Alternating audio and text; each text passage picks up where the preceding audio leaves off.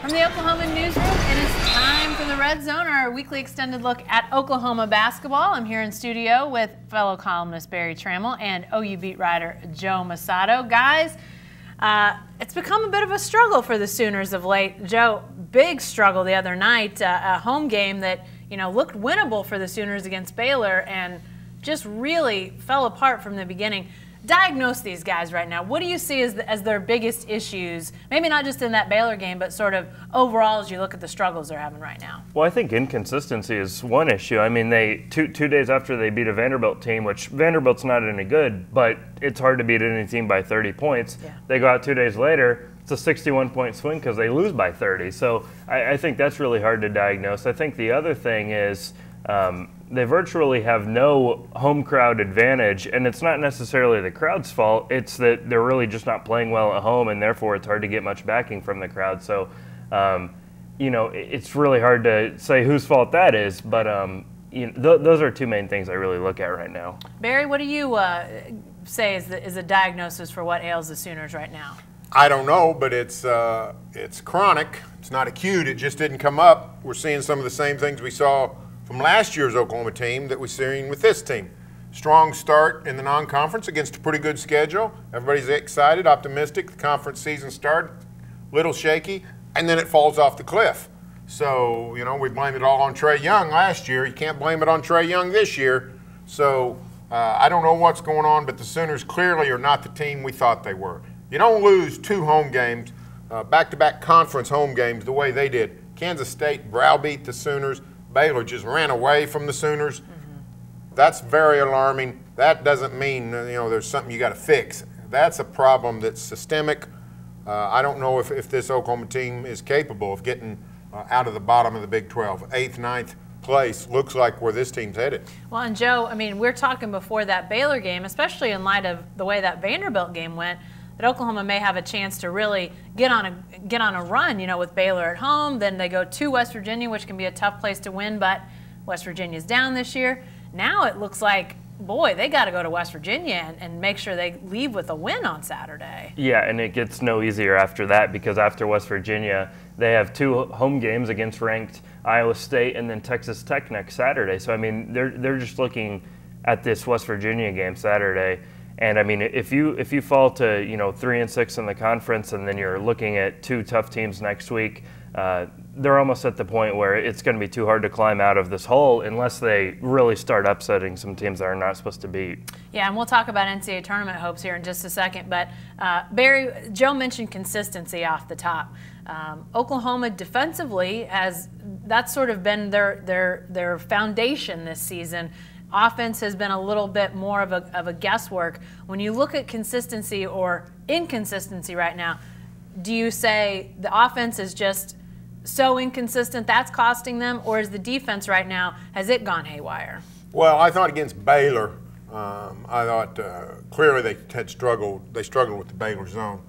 But everything came easy to Baylor. The Oklahoma defense was gone. Baylor scored inside, they scored outside, they did whatever they wanted. And then, against Kansas State just physically manhandled the Sooners. They just really wouldn't let them run an offense. We don't know if they could have made any shots. They didn't get any shots. So, to me, that's alarming, is that the defense was gone against Baylor. Oklahoma played well in January, in those early January, in those road games at Tech, at Lawrence. Those are good teams that, they're not great teams, but those are good teams, tough places to play, and the Sooners hung tough. But they're not hanging tough anymore, and that's that's a problem. And if that defense is gone, they're not good enough on offense to make up for it. Joe, can you dive a little deeper into that diagnosis of the defense really having some signs of inconsistencies now? Is that an overall thing? Is that systemic, or is it a couple guys that maybe, I don't know, maybe either minutes that they've played or just having struggles individually? Well, I think it's kind of twofold, because if you look earlier in the year when they were really playing well on defense, they were kind of playing a different defense altogether. Jamani McNeese was fully healthy. He was kind of beating up on some younger teams. No one could get into the paint against them. Now Jamani McNeese is out of the starting lineup. I still don't think he's fully he says he's healthy. I don't think he's fully back to where he was at the beginning of the year. Now you're looking at a team that plays a lot smaller. Lon Kruger's thing this year has just been to switch everything. A lot of people are like, don't do that anymore. Like, it's not working. They're losing their assignments. But as far as from a strategic perspective, that sort of change, I don't know how much the McNeese thing has really changed this defense, though. I mean, sometimes it's just effort. And I think Christian Doolittle, after the Baylor game, said, when we come to play, the results are pretty good. When we don't, it's not. I think the trick for Lon Kruger is, why did they not come to play against Baylor? Yeah, definitely. So with a chance to really kind of get going. Let's talk about the offense for just a second, because that has been an ongoing issue for this team. Joe, we saw Christian James kind of seem to break out of that shooting slump against Vanderbilt, but it doesn't really seem like, you mentioned consistency to start off. I keep coming back to that, but not a real consistent, obvious offensive go-to. Not that you necessarily need that, but has that become a bit of a bugaboo with a team that doesn't have great offense? Well, yeah, I think James's play in the Big 12 is really sort of alarming, because he kind of busted out of it against Vanderbilt on Saturday, and obviously that's not a Big 12 game. He goes back to the Big 12, struggles again. I think two guys that really have to lead them offensively is Jamal Bieniemy. I mean, he's just emerged as probably their best playmaker, really unselfish with the ball. Maybe they'd like for him to try to score even more than he is right now. And then Christian Doolittle, he just does, when the shots aren't falling, he's never looking for a shot from the outside. He's just kind of busting in there and trying to create havoc inside and kind of throwing the ball up at the rim, but he's so much stronger and so much bigger than some of those guys. They've sort of got to unlock it, but that Baylor zone, I mean, Barry looked at it from a historical perspective about OU struggling at home in the Big 12. 3 out of Lon Kruger's 4 worst Big 12 home losses have come against Baylor in that zone. Barry, what's the deal there? I mean, Baylor, they've had some good teams during that time that we're talking about, Lon Kruger being in Norman, but why have they had these struggles against that zone? It seems like if you're looking for a reason or a way to beat Oklahoma and get a win, throw a zone at them. Well, particularly this team. That's not a good shooting team from the outside. Christian James has his moments. Manic, you gotta worry about Manic from 3-point, but for the most part, this is not a team that's gonna beat you at the 3-point line. So the zone is particularly fairly effective against this Oklahoma team. But the zone, for going on 2 decades now, we've been trashing Scott Drew, saying he's not that good a coach. He's overclassed. The truth is, he's done a very good job at Baylor. And he throws out a defense that bothers people, in sort of the same way West Virginia has a unique defense, that full court press that bothers people. Baylor, because of the uniqueness of the zone, really bothers teams, and particularly the Sooners. A team like Oklahoma State, for instance, has really good shooting. Cowboys can sort of counter the zone. Make a few passes, you get an open 22-footer, you got 3 points. Sooners don't have that kind of shooting. They struggle with the zone. Well, guys, right now Sooners sitting 3-5 in the league, and Joe, you mentioned, go to 3-6 with a loss on Saturday, and your NCAA tournament hopes take a serious hit. But as it stands right now, let's talk a little bit about those NCAA tournament hopes, because when Big 12 play started, you thought, man, this team is solid, and much in the way we thought last year was pretty solid. But things have changed. What's sort of the expert buzz right now about where the Sooners are? Well, 2 weeks ago, it was as high as a 4 seed. Now it's obviously dropped. You're looking anywhere from an 8 to 10 seed pretty much with this team. OU finished 8-10 in the Big 12 last year and got a 10 seed. Now their non-conference record has been better this season. But, when you sort of kind of go down the schedule, OU's probably only going to be favored in 2, maybe 3 more games max. So that means, kind of like we talked about at the beginning, they're going to have to win some games they're not projected to win to probably make the tournament, barring some crazy run in the Big 12 tournament. So right now you're looking at, they were firmly in the NCAA tournament, perhaps, maybe trying to get a 4 seed to perhaps play in Tulsa. Right. Now they're at the back end of that, and sort of they're not on the bubble yet, but that's only because these projections are based on what they've done so far. They're not really looking forward. I think if more of these projections were looking forward, they'd be even more on the bubble. Well, yeah, they're going to need to get some wins, but Barry, if they do, like let's say they get to 8-10 in the league, which they're going to have to, as Joe said, not only beat teams that they're favored against, but upset some teams that they're maybe not supposed to win against. Will they have a strong case at 8-10, or do they need to even get beyond that in Big 12 play? I don't think they'll have a strong case at 8-10. They might get in, very well could, but it won't be a strong case. They would be a bubble team. You know, here's the deal. The resume would probably say you're in. But these guys on the committee are human. They put the Sooners in last year at 8-10 after a very similar situation. And the Sooners, you know, went one and done and did not really acquit themselves well.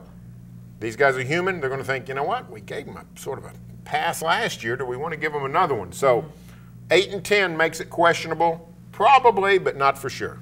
Joe, one of the things that was interesting, you wrote a little bit about this earlier this week, and this switch from RPI. Now, NCAA Tournament Selection Committee is going to be looking at net rating and breaking games down by who you play and your record against them.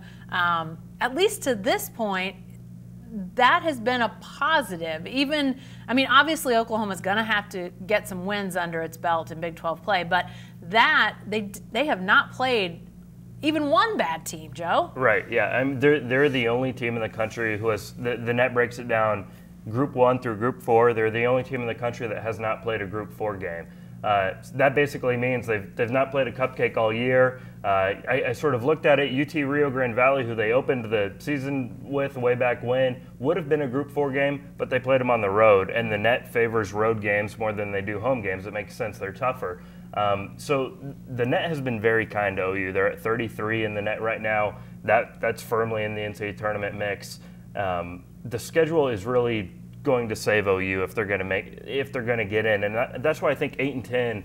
It's far from automatic, but I think they've got a great shot at 8-10 just because when you look down that schedule and you see OU's the only team that did not play a Group 4 game, a gimme game, I think that's going to mean something to the committee. Okay, so let's look at the rest of the schedule. They've got, with 3 wins right now, there's probably 3 games that you could see them being favored in. The West Virginia games, which the first one is at West Virginia this Saturday, then West Virginia comes to Norman. Also, you'll have Texas coming to Norman. That gets them to 6. They got to get to 8. Who can they upset? Where are the possibilities for this team? Well, I mean, all kinds of things happen. I mean, the Oklahoma against Iowa State, or Oklahoma against Kansas, or Oklahoma against wherever I'm leaving out at Lloyd Noble. I mean, those are winnable games. The alarming thing is, are the lopsidedness of these 2 home losses. Ended up being, what, an 11-point or 13-point verdict against Kansas State, but it felt and seemed and was a lot bigger than that. Yeah. And then, of course, Baylor just got out of control early and never was anything else. So that's the problem you have is, can the Sooners get competitive in these and try to win a close game? You know, the things we've seen the last 2 home games, the answer is no. So, and their mental psyche's got to be in tatters right now because you know, what they went through last year, they're going through again. Their confidence has to be in serious jeopardy. Lon Kruger's got a serious coaching job ahead of him these next few weeks. Joe, what about from your perspective? Is there a game or 2 outside those 3 I mentioned that you might point to and say, maybe this is the one? Yeah, I think you look at those home games against, maybe you upset a Kansas, Iowa State, Texas Tech. I think they could really sort of revive themselves, get a win at West Virginia, which is not going to be easy just because, you know, they're not playing well, but that's a hard place to go. So, but if they get a win Saturday at West Virginia, then they're looking at home games next weekend against Iowa State and Texas Tech. You feel like they almost have to split those and win one of them. I think those games are kind of in the same bunch. 2 tough teams coming into Norman, probably not going to be favored against both of them or one of them, but if you can get one win there, and then maybe you surprise a TCU or a Baylor or a Kansas State on the road, something like that. Yeah, it doesn't seem very likely you go to Baylor with those struggles we talked about against the zone, but there is that TCU game, which is Saturday, February 16th. maybe they figure out a way to win at TCU. I don't know. Maybe the road is more kind than home, Barry. Yeah, maybe. We'll see. I'm skeptical. Yeah.